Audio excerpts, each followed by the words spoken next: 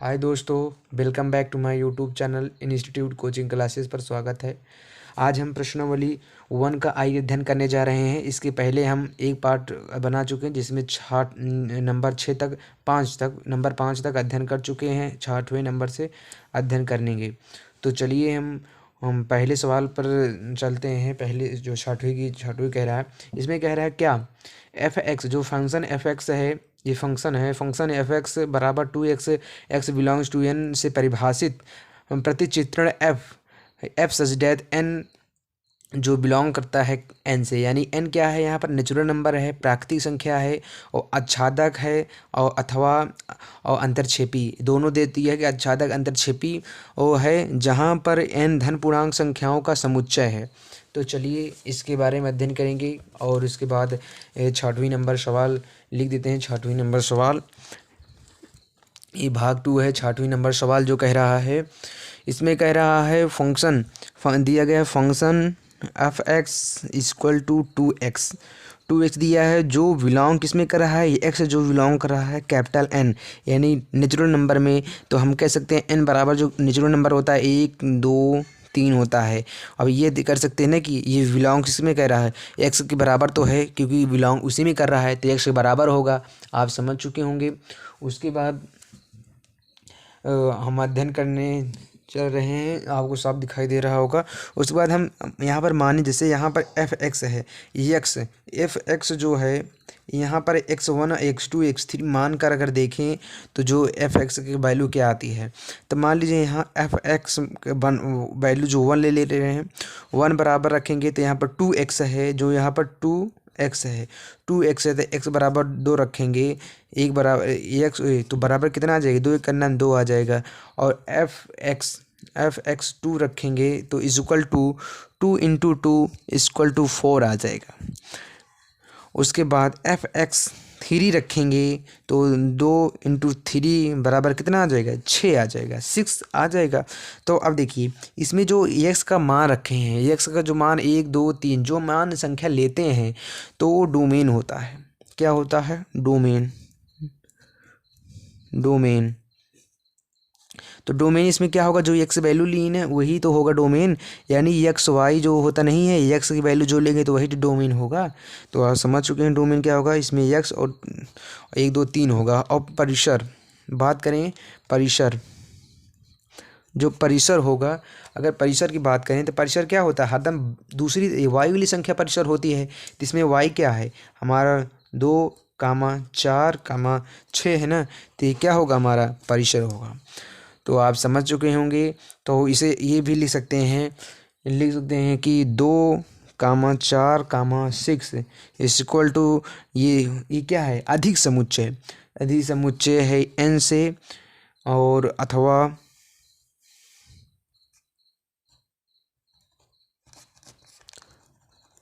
जो परिसर है वो जो अधिक समुच्चय है एन से बिलोंग कर रहा है, एन से कैपिटल एन से समुच्चय अधिक समुच्चय होगा।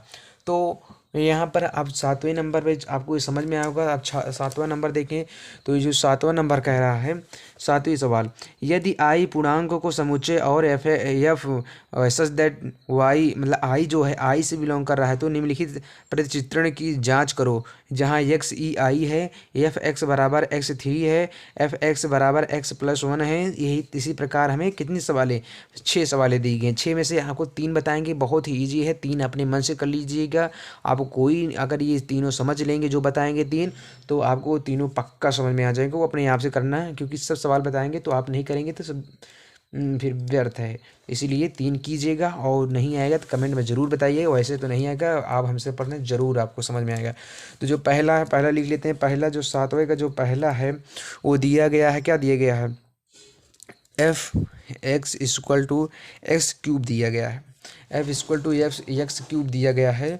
तो यहाँ पर हम कह सकते हैं कि जो एफ एक्स हम यहाँ पर माने जैसे यहाँ पर इक्कीस, पहले इक्कीस के लिए, किसके लिए, पहले इक्कीस की बात करें, इक्कीस की पहले इक्कीस निकालेंगे, इक्कीस निकालने के बाद बताएंगे आपको आगे। फिर अंतरक्षेपी निकालेंगे तो इक्कीस में क्या कहता है कि जो एक्स होता है एक्स बराबर x2 होना चाहिए, तो हम इसे एक्स बराबर x1 मान लेते हैं। माना कि x1 x है तो और मान सकते हैं x1 और 2 है। तो उसके बाद हम इसे फंक्शन ऑफ एक्स कहें, अगर फंक्शन ऑफ कहें तो एक्स क्यूब यहाँ पर दिया गया है। फंक्शन ऑफ एक्स जो दिया गया है एक्स क्यूब दिया गया है, तो एक्स क्यूब दिया गया है तो एफ एक्स ये 1 बराबर है और एक्स 2 बराबर अगर हम बात करें तो ये भी तो यही होगा, क्यूब ही होगा ना। एफ एक्स 1 माने क्यूब दिया गया है और बराबर मानने एफ एक्स 1 बराबर एक्स 2 है, तो दोनों बराबर हैं तो दोनों ले सकते हैं ना, तो एफ एक्स 2 लेंगे तो एफ एक्स क्यूब है। उसके बाद हम बात करें एफ उसकी, तो अगर हम बात करें एक्स 1 क्यूब बराबर, ये दोनों बराबर दिखाना पड़ेगा, तो बराबर दिखाएं तो इसका भी क्यूब किसका, ये 2 का है, एक्स 2 का क्यूब हो गया, एक्स 2 क्यूब होगा तो इसको लिख सकते हैं F X 1 equal to F X 1 equal to F X 2। यही देखिए दोनों लिए हैं एफ एक्स 1 एफ एक्स 2 लिख सकते हैं इसे, क्योंकि घात घात है तो घात घात समान है तो इसका कोई मतलब नहीं है। और उसके बाद संख्या संख्या को ले लिए, ये घात घात काट मतलब नहीं, यानी काट सकते हैं घात घात, तो ये हमारा बचा। तो हम कह सकते हैं एफ एक्स 1 जो है एफ एक्स 2 के बराबर होगा, चाहे एक्स 1 एक्स 2 के बराबर होगा तो यह क्या होगा, बराबर है ना। तो यह प्रतिचित्रण जो है, जो प्रतिचित्रण है यह इकाई होगा, क्या होगा, इकाई होगा, इकाई होगा। आई होप ये समझ में आया होगा ये सवाल। और दूसरा जो इसी में इकाई को हो गया, अब अंतरक्षेपी निकालेंगे, किसका, अंतरक्षेपी का। तो अंतरक्षेपी के लिए क्या होता है,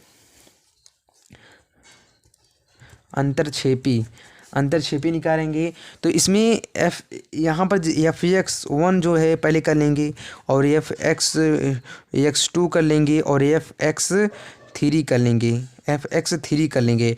जब एक्स 3 कर लेंगे तो यहाँ पर हम लिख सकते हैं इसके बराबर संख्या माने 1 2 3 तो रख देते हैं, तो क्या हो जाएगा एफ एक्स 1 और एफ एक्स 2 और एफ एक्स 3 ये रख सकते हैं संख्या, आप समझते होंगे। उसके बाद अगर एक्स वहाँ पर एक्स क्यूब दिया गया था ना, अगर एक्स क्यूब निकालें तो एक का क्यूब निकालेंगे कितना हो जाएगा, एक का क्यूब एक ही होगा और 2 का क्यूब 8 हो जाएगा और 3 का क्यूब कितना हो जाएगा, 3 का क्यूब 27 हो जाएगा, कितना होगा 27।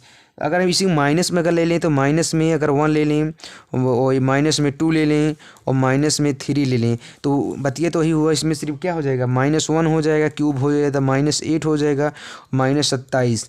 तो ये क्या होगा, यही इसका आंसर होगा। यही मानिए कि जो एक्स लेते हैं वो डोमेन होता है जो निकल के आता है, यानी ये क्या होगा, हमारा परिसर होगा। तो आई होप ये समझ में आया होगा ये सवाल। अब चलते हैं हम किसमें, तीसरी नंबर सवाल पर। दूसरी जो नंबर सवाल है, दूसरी नंबर सवाल में दिया गया है क्या दिया, एफ एक्स जो रिलेशन दे रहा है एक्स प्लस 1 है, तो एक्स बराबर हम एक्स 1 इकाई निकाल रहे हैं, इकाई किसके लिए, इकाई के लिए निकाल रहे हैं। तो एफ एक्स 1 बराबर एक्स 1 ये होता है, तो ये बराबर दोनों मान लिए कि यही होता है। तो अब एक्स 1 इक्वल टू एक्स 2 कह सकते हैं, जरूर कह सकते हैं। अब यहाँ पर संबंध रख देते हैं, एफ एक्स 1 बराबर जो है ये दिया गया है एक्स प्लस 1, ये दिया गया है एक्स 1 और इसीलिए हम एक्स, अब एक्स 2 तो वही बराबर है, तो एफ एक्स 2 बराबर एक्स 2 प्लस 1। अब दोनों बराबर कर दिए हैं, बराबर लिखना पड़ेगा। F X 1 equal to F X 2 equal to जो होगा एक्स 1 प्लस 1 इक्वल टू, इसके बराबर है तो ये भी बराबर करना पड़ेगा ना, एक्स 2 प्लस 2। ये आप समझ चुके होंगे। अब यहाँ पर क्या कट रहा है, ये 1 है, ये 1 है ना, तो ये 1 से 1 कटेगा तो बचेगा क्या है, एक्स 1 इक्वल टू एक्स 2। तो यही हमारा प्रूफ हुआ, तो प्रूफ हुआ तो क्या होगा, ये इकाई हमारा सिद्ध हो, इकाई होगा, ये इकाई होगा ना। अब चलिए इसके बाद हम ये इकाई मान लीजिए आच्छादक निकालेंगे, तो आच्छादक कैसे होगा, मतलब कि आच्छादक कहें तो अंतरक्षेपी आपको लास्ट वीडियो में ज़रूर बता देंगे कि अंतरक्षेपी होता है वो होता क्या है, अंतरक्षेपी होता क्या है।